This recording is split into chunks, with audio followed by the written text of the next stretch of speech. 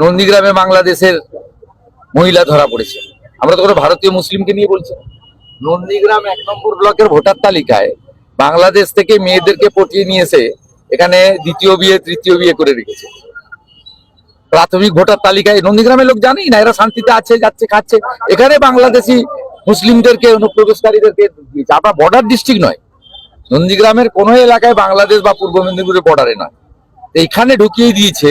বুঝতে পারছেন কি বিপজ্জনক? আমরা কেন ভারতীয়দের নিয়ে চলবো? আমার রেশন কেন ও খাবে? আমার জমি কেন ও নিবে? আমার ধর্মে কেন ও হাত দেবে? আমার ভোট ওকে নেবে? বিদেশি লোকেদের ভোটে কেন আমি এমএলএ হব? বিদেশি লোকেদের ভোটে কেন মমতা ব্যানার্জি মুখ্যমন্ত্রী হবে? বিদেশি লোকেদের ভোটে কেন মোদিজি প্রধানমন্ত্রী হবে? ভারতীয়রা করবে লড়াইটা, ভারতীয়দের সঙ্গে অভারতীয়দের।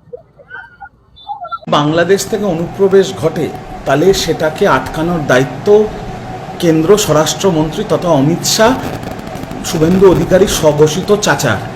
তো আগে শুভেন্দুকে বলবো, নিজের চাচা অমিত শাহকে বলো কান ধরে ক্ষমা চাইতে নন্দীগ্রামের মানুষের কাছে, যে কি করে বাংলাদেশ থেকে বাংলাদেশি মহিলারা ঢুকছে।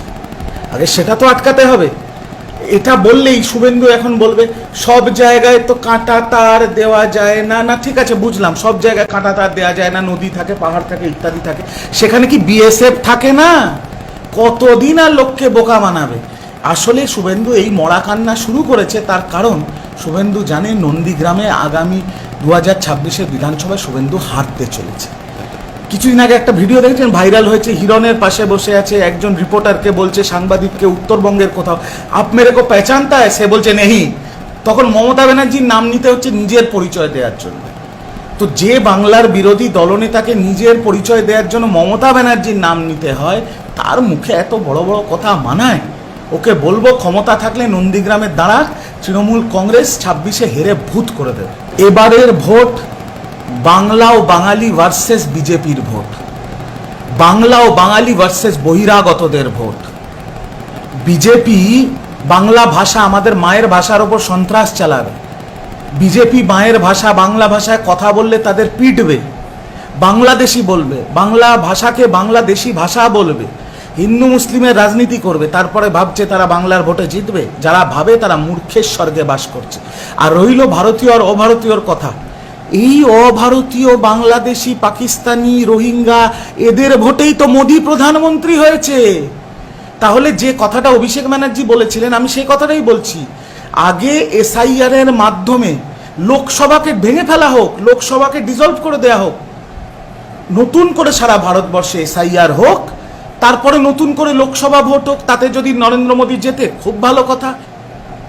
কিন্তু নরেন্দ্র মোদী এই বাংলাদেশি রোহিঙ্গার ভোটেই প্রধানমন্ত্রী হবে, আর তারপর শুভেন্দু বলবে ভারতীয় অভারতীয়, যেখানে স্বরাষ্ট্রমন্ত্রী অমিত শাহ। এ ধাপ্পাবাজি বেশি দিন চলবে না, এই চিটিংবাজি বেশি দিন চলবে না। আর একটাও বাংলা তথা ভারতবর্ষের বৈধ নাগরিকের যদি ভোটাধিকার কেড়ে নিতে চায় নির্বাচন কমিশন, বিজেপির হয়ে দালালি করতে গিয়ে, তাহলে গণতান্ত্রিকভাবে, আইনিভাবে গণ আন্দোলন হবে, গণ আন্দোলন হবে। বিজেপি বুঝে যাবে এটা পশ্চিমবঙ্গ, এটা উত্তরপ্রদেশ, গুজরাট নয়। না, একটা কথা হচ্ছে, শুধু শুভেন্দু তো নয়, উত্তরবঙ্গে দেখেছেন তো নাগরাকাটায় বিধায়ক বিজেপির, সাংসদ বিজেপির নেতারা জুতো পেটা খাচ্ছে। শঙ্কর ঘোষকে জুতো দিয়ে মারছে, খগেন মুর্মুকে জুতো দিয়ে মারছে। বিজেপির ডাবগ্রাম ফুলবাড়ির বিধায়ক শিখা মুখার্জি মহিলা বলে বেঁচে গেছিলেন, হলে উনিও চটথাপ্পড় খেতে। এখন শুভেন্দুকে মথুরাপুরে বাংলার মা বোনেরা ঝ্যাঁটা জুতো দিয়ে তাড়া করছে। তো বিজেপির এটাই ভবিষ্যৎ। বিজেপি কোনো কাজ করেনি, শুধু হিন্দু মুসলিমের নোংরা রাজনীতি করেছে। সেই জন্য এখন জয় শ্রীরাম ছেড়ে জয় মা দুর্গা বলতে হচ্ছে, আর 26-এর পরে জয় বাংলাও বলাবো এদের দিয়ে। আর তারপরে প্রাকৃতিক দুর্যোগে গিয়ে ফটোশ্যুট করছে। কোনো দিন মানুষের হয়ে কাজ করেনি, মানুষের পাশে দাঁড়ায়নি। এই যে এত বড় প্রাকৃতিক দুর্যোগ হলো, মহারাষ্ট্রে কোটি কোটি টাকা দিয়েছে কেন্দ্র বিজেপির সরকার, বাংলাকে শূন্য, 1 টাকাও দেয়নি। বিজেপির মন কাঁদে না?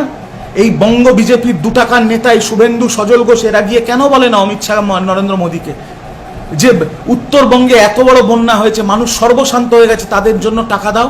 কেন বলে না? তারা বিজেপির ভোটার না? তারা তো বিজেপিকেই ভোট দিয়ে বিধায়ক আর সাংসদ করেছে। আর দেবে না, আর দেবে না।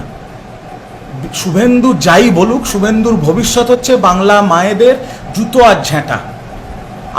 আসন্ন বিধানসভা সম্পন্ন হওয়ার পর শুভেন্দুর রাজনৈতিক কেরিয়ার সমাপ্ত হয়ে যাবে। পুজোরও ইচ্ছে হয় চিত হয়ে শুতে, গামছারও ইচ্ছে হয় ধোপা বাড়ি যেতে। শুভেন্দু অনেক কিছুর বদলা নেবে। আগে শুভেন্দু বদলা নিক দিলীপ ঘোষ আর সুকান্ত মজুমদারকে ওর বিরুদ্ধে বিজেপির মধ্যে ভাঙন ধরানোর জন্য।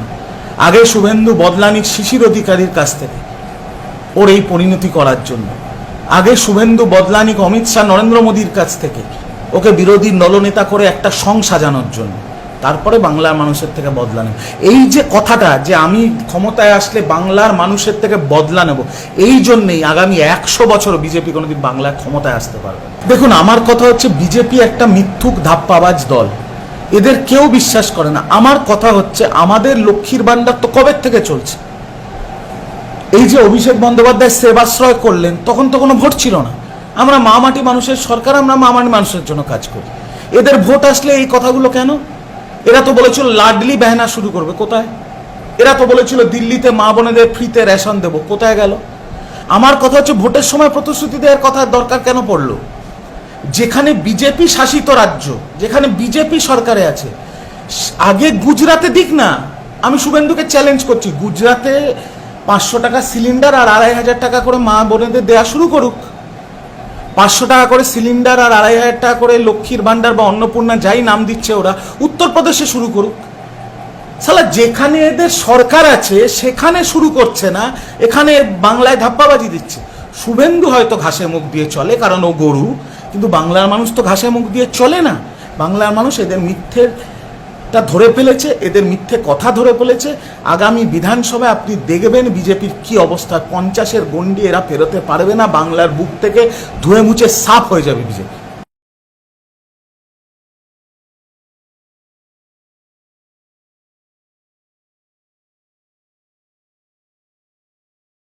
নিজেকে ও নিজের পরিবারকে হেলদি ও ফ্যাটলেস রাখতে চাইলে আজ থেকেই আপনার রান্নায় ব্যবহার করুন রাজা ভোজ 100% বিশুদ্ধ খাঁটি সরিষার তেল।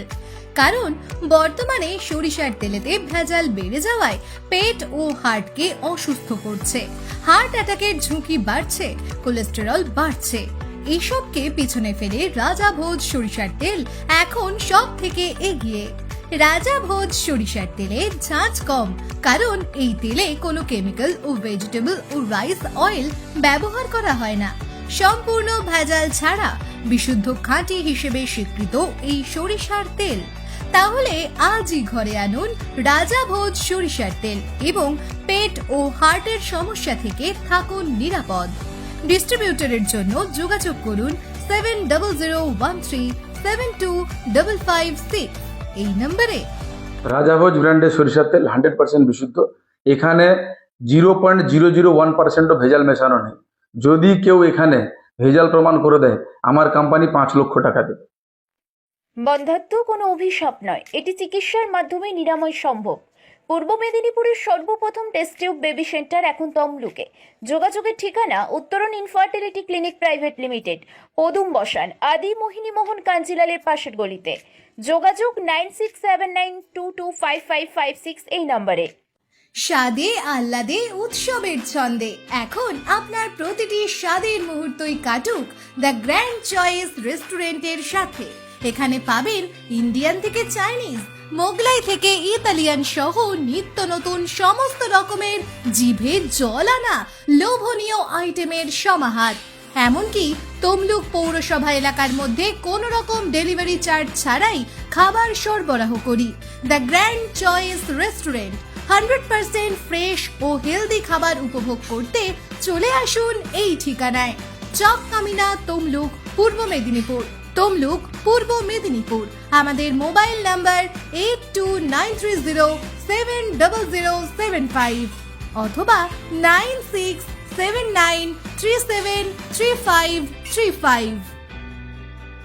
সরকার জহুরিতে ধনতেরাস ধামাকা। এই সুযোগ 10 থেকে 20 অক্টোবর পর্যন্ত পাবেন খবরের কাগজে প্রকাশিত দরে সব থেকে কম দামে ব্র্যান্ডেড হলমার্ক সোনার গহনা। সোনার গহনার প্রতি গ্রামে ফ্ল্যাট 300 টাকা ছাড়। সোনার গহনার মজুরিতে থাকছে 20% পর্যন্ত ছাড়। হীরের গহনার মজুরিতে 50% প্লাস 50% ছাড়। পুরনো সোনার গহনায় 100% এক্সচেঞ্জ মূল্য। এছাড়াও থাকছে কেনাকাটায় গোল্ড কয়েন ফ্রি। বি সরকার জহুরি, চণ্ডীপুর, এগরা, কাঁথি ও তমলুক।